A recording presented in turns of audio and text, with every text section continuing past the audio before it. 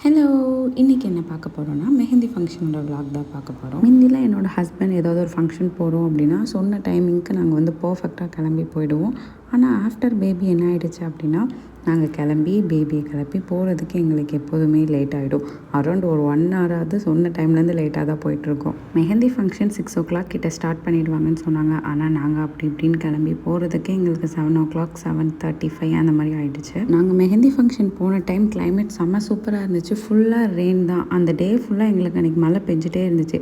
நாங்களாம் பேசிகிட்டே இருந்தோம், மேரேஜ் அப்போது நல்லா மழை பெய்ய போகுது அப்படி இப்படின்னு பேசிகிட்டு இருந்தோம். ஆனால் எங்களுக்கு மெஹந்தி ஃபங்க்ஷனுக்குலாம் நல்லா ரெயின் இருந்துச்சு. ஆனால் மேரேஜ் அப்போ அந்த அளவுக்கு மழைலாம் பெய்யல. மெஹந்தி ஃபங்க்ஷனுக்கு நான் கிளம்பி போகிற சேம் டேயில் தான் என்னோடய சாரீ மேரேஜ்க்கு ப்ரீப்ளேட் பண்ணி கொடுக்க வேண்டியது இருந்துச்சு. ஸோ அதையும் ப்ரீப்ளேட் பண்ண கொடுத்துட்டு நாங்கள் எல்லோரும் ப்ரைடோட வீட்டுக்கு வந்தாச்சு. மெஹந்தி ஃபங்க்ஷன் யாருக்குன்னா என் ஹஸ்பண்டோட கசினுக்கு. நாங்களும் அந்த மலை சாரலை ரசிச்சுக்கிட்டே ப்ரைடோட வீட்டுக்கு வந்தாச்சு. நாங்கள் கரெக்டாக வந்த டைமில் எல்லோரும் ஃபோட்டோ ஷூட் பண்ணிகிட்டு இருந்தாங்க. அதை பார்க்கவே நல்லா இருந்துச்சு. அந்த ஃபோட்டோகிராஃபர்ஸ்லாம் வந்து டிஃப்ரெண்ட் போசஸ்லாம் அழகாக சொல்லிட்டு இருந்தாங்க. அதெல்லாம் பார்த்துட்டு இருந்தேன் கொஞ்சம் நேரம். நான் மேரேஜ்க்கு அப்புறம் தான் இந்த மாதிரி மெஹந்தி ஃபங்க்ஷன்லாம் அட்டன் பண்ணுறேன். மேரேஜ்க்கு அப்புறம் நான் அட்டன் பண்ணுற செகண்ட் மெஹந்தி ஃபங்க்ஷன் இது. எனக்கு அதுலேருந்து மெஹந்தி ஃபங்க்ஷன் போகணும் அப்படின்னாலே நான் ரொம்ப எக்ஸைட்டட் ஆகிடுவேன். ஏன்னா அங்கே போய் நல்லா டான்ஸ் பண்ணலாம் அப்படின்னு ரொம்ப ஜாலியாக இருப்பேன். கொஞ்சம் நேரம் அந்த ஃபோட்டோகிராஃபர்ஸ் டிஃப்ரெண்ட் போஸஸாக சொல்லிட்டு இருந்தாங்க. அதெல்லாம் அவங்க ஃபோட்டோ ஷூட் பண்ணிட்டு இருந்தாங்க. அதெல்லாம் பார்க்கவே நல்லா இருந்துச்சு.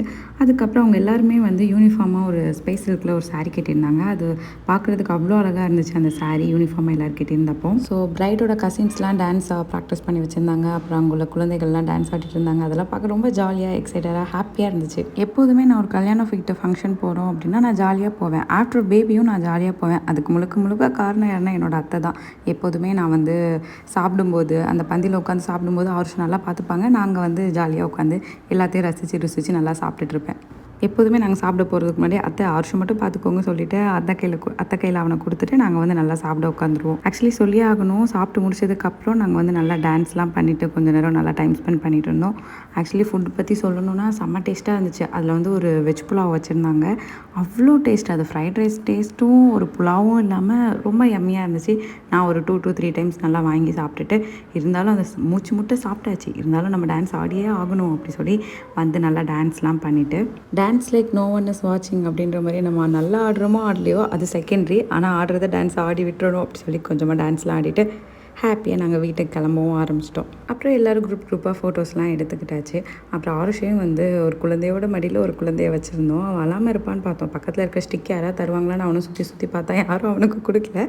அண்ட் தென் நாங்கள் எல்லோரும் ஷவுட் பண்ணோம். கேமராவை பார்த்து அவன் ஆனால் அழுதுட்டான். சரின்னு அப்புறம் அவனை எங்கள் அத்தைகிட்டே கொடுத்தாச்சு. இந்த மாதிரி பேபிஸ்லாம் பார்க்கும்போது தான் ஒவ்வொரு விஷயங்கள் ஞாபகம் வருது. ஒவ்வொரு ஸ்டேஜ் ஆஃப் லைஃப்பில் வந்து நமக்கு ஒவ்வொரு விஷயம் வந்து ஹாப்பியாக தெரியுது.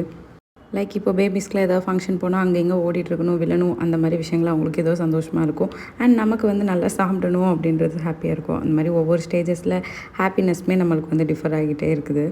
ஃபைனலாக அந்த ஃபோட்டோகிராஃபர்ஸோட போஸஸ்லாம் கொஞ்சம் ஃபோர்ஸ் கொடுத்துட்டு நாங்கள் வந்து வீட்டுக்கு கிளம்புற டைமும் ஆகிடுச்சு. சரின்னு எல்லோரும் கொஞ்சம் பேர் வீட்டுக்குலாம் கிளம்ப ஆரம்பிச்சிட்டாங்க. மெஹந்தி வைக்கிறவங்க மெஹந்தி வச்சுக்கிட்டாங்க. அப்புறம் நாங்கள் ஃபேமிலி ஃபோட்டோஸ்லாம் எடுத்துகிட்டு நாங்கள் வீட்டுக்கு கிளம்பியாச்சு. இப்போலாம் எங்கே போனாலும் இந்த டயப்பர் பேக் தான் நல்லா ஸ்கூல் பேக் மாதிரி தூக்கி போட்டுகிட்டே கிளம்ப வேண்டியதாக இருக்குது. நாங்கள் போகிற டைம்லேயும் ஆக்சுவலாக மழை பெஞ்சிட்டு தான் இருந்துச்சு. ஆருஷோட டேடியும் ஆருஷும் ஃபஸ்ட்டே காரில் போய் உட்காந்துட்டாங்க. நான் அதுக்கப்புறம் ரொம்ப ஜாலியாக போய் மலையில் நனைஞ்சும் நனையாமலும் ஜாலியாக காரில் ஏறி உட்காந்தாச்சு. இந்த மாதிரி ஃபங்க்ஷன்லாம் போகும்போது நிறைய மெமரிஸ் எல்லாம் ஹாப்பியாக கலெக்ட் பண்ணிவிட்டு நாங்கள் வீட்டுக்கு கிளம்பியாச்சு. இனி வீட்டுக்கு போயிட்டு வீடு குப்பை மாதிரி கிடக்கும். அதெல்லாம் எடுத்து வச்சுட்டு ஸ்கின் கேர் மறக்காமல் பண்ணணும். ஏன்னா லைட்டாக மேக்கப் அடிச்சோம்ல அப்படின்னு சொல்லிட்டு வீட்டுக்கு வந்து கொஞ்சம் ஸ்கின் கேர்லாம் பண்ணிவிட்டு ஆருஷ்க்கு வந்து நைட் சூட்லாம் போட்டு அவனையும் தூங்க வைக்கணும். நானும் எப்போதும் ஆருஷ்க்கு வெளியே போயிட்டு வந்தால் வேறு ஏதாவது ட்ரெஸ் சேஞ்ச் பண்ணிட்டு தான் தூங்க வைப்பேன்.